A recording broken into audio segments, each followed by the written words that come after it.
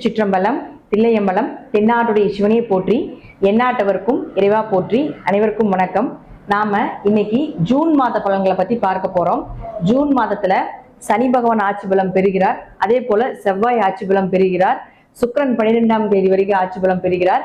14ஆம் தேதிக்கு மேல புதனும் ஆட்சி பலம் பெறுகிறார். ஆட்சி அப்படின்னா தன்னுடைய சொந்த வீட்டுல பலமா இருந்து எல்லாருக்கும் பலனை 100% கொடுக்க போறாங்க அப்படிங்கிற அமைப்பு. சனி பகவான் மட்டும் இந்த மாதம் 29ஆம் தேதி வக்ரமாகிறார். நவம்பர் மாதம் 15ஆம் தேதி வரைக்கும் சனி வக்ர பதிவை நாம அடுத்து வரக்கூடிய வீடியோல பார்க்கலாம். சனி வக்ரம் ஆகுறது அப்படின்னா முன்னோக்கி வருகிறார் அப்படிங்கிறது அமைப்பு. முன்னோக்கி வருகிறார் அப்படிங்கிறது தான் மகர வீட்டுக்கு மறுபடியும் சனி என்ட்ரி ஆக போகிறார். அப்போ ஒவ்வொரு ராசிக்கும் என்ன பண்ணுவார் அப்படிங்கிறத நம்ம முழுமையா பார்க்கலாம்.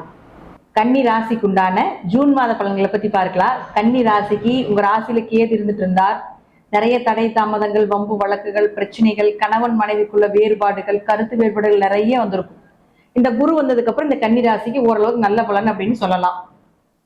ஸ்லோவா தான் கொடுப்பார். வந்த உடனே பெருசா மாற்றத்தை கொடுத்துருக்க மாட்டார். கொஞ்சம் ஸ்லோவா தான் எடுத்துட்டு போவார்.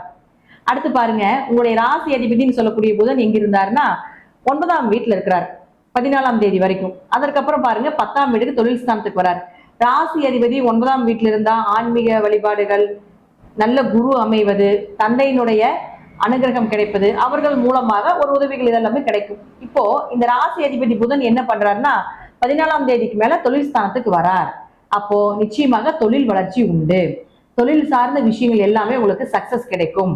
புதிய வகை, அதாவது நீங்க ஒரு பிசினஸ் பண்ணிட்டு இருக்கீங்க அப்படின்னா இன்னொரு கிளை அமைச்சுக்கலாம், அல்லது அதுல ஏதாவது புதுசா இன்வெஸ்ட்மெண்ட் பண்ணலாம் அப்படிங்கிறது எல்லா விஷயங்களும் தொழில் சார்ந்த எல்லாமே உங்களுக்கு சாதகம் தான். தைரியமா பண்ணலாம். ராசி அதிபதி ஆட்சியோ உச்சமோ பெற்றால் அந்த ஜாதகர் அந்த மாதம் முழுவதும் மிகுந்த நற்பலன்களை அடையக்கூடிய ஒரு மாதம். இந்த மாதம் நீங்க எதை சார்ந்து பண்ணினீங்கனாலும் உங்களுக்கு சக்சஸ் தான். தைரியமா பண்ணலாம். 2 மற்றும் 9ஆம் அதிபதினு சொல்லக்கூடிய சுக்கிரன் 12ஆம் தேதி வரைக்கும் உங்களுக்கு 9ஆம் வீட்டுல இருப்பார். அதற்கப்புறம் அவரும் 10ஆம் வீட்டுக்கு வந்துருவார்.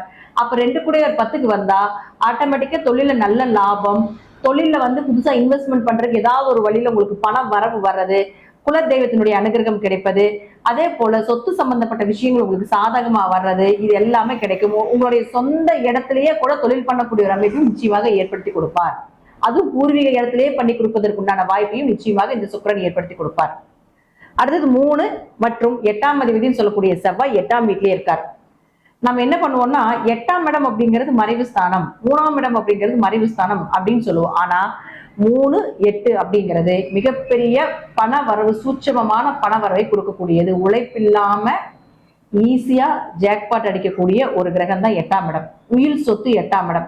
இது மாதிரி ஏதாவது பிரச்சனைகள் நடந்துட்டு இருக்கு அப்படின்னா இந்த மாதம் மூவ் பண்ணீங்கன்னா கண்டிப்பாக உயில் சொத்து கிடைப்பதற்குண்டான வாய்ப்புகள் உண்டு. Share market, MLM, bitcoin, lottery சம்பந்தப்பட்ட விஷயங்கள் எல்லாமே இந்த மாதம் உங்களுக்கு ஜாக்பாட் அடிப்பதற்குண்டான ஒரு நல்ல மாதமாக இருக்கும். தைரியமாக நீங்க அதுல தலையிடலாம், உங்க ஜாதகத்துல அந்த அமைப்பு இருந்தால். அடுத்து பாருங்க, இந்த சூரியன் அப்படின்னு சொல்லக்கூடிய யார் உங்களுக்கு விரயஸ்தானாதிபதி. அந்த விரயஸ்தானாதிபதியும் பாருங்க 9ஆம் வீட்டுல இருந்தார். அடுத்தது 10க்கு வரார். அப்ப விரயம்னா சுப விரயமும் 12 தான், அசுப விரயமும் 12 தான். இந்த மாதம் முழுவதும் உங்களுக்கு சொல்லக்கூடிய விஷயங்கள் என்னன்னா தொழில் சார்ந்த விஷயங்கள் உங்களுக்கு சக்சஸ் ஆகுது. வெளியூர் வெளிநாடு எங்காவது வேலைக்கு போறீங்க, இம்போர்ட் எக்ஸ்போர்ட் பிசினஸ் பண்றீங்க, வெளிநாட்டுக்கு உங்களுடைய பொருட்களை ஏற்றுமதி இறக்குமதி பண்றீங்க அப்படின்னா இந்த மாதம் இது எல்லாமே உங்களுக்கு சக்சஸா வருவதற்குண்டான மாதமாக இருக்கும். அப்போ உழைப்பு அதிகமா இருக்கும் இந்த மாதம். அடுத்த மாதம் பாருங்க, இந்த கிரகங்கள் எல்லாமே 11ஆம் வீட்டுக்கு வரும் பொழுது நீங்க உழைத்த உழைப்பிற்குண்டான நல்ல ஒரு ஊதியம் எப்ப கிடைக்கும் அப்படின்னா அடுத்த மாதம். இப்போ உழைப்பு, புதிய முயற்சிகள், புதிய நபர்களுடைய சேர்க்கைகள், தொழில் சார்ந்த எல்லா விஷயமும் உங்களுக்கு சக்சஸ் ஆகக்கூடிய ஒரு அமைப்பு. குரு பார்வை இருக்கிறதுனால எங்க போனாலும் நீங்க கேட்ட விஷயங்கள், நடக்கக்கூடிய செயல்கள் இது எல்லாமே உங்களுக்கு சாதகமாக வரும் அப்படிங்கிறதுல மாற்றமே இல்லை. இந்த மாதம் சிறப்பாக இருக்க எங்களுடைய வாழ்த்துக்கள். நன்றி. மீண்டும் ஒரு நல்ல பதிவில் சந்திக்கலாம். திருச்சிற்றம்பலம், தில்லையம்பலம், ஸ்ரீ நரசிம்மர் திருவடிகளே சரணம்.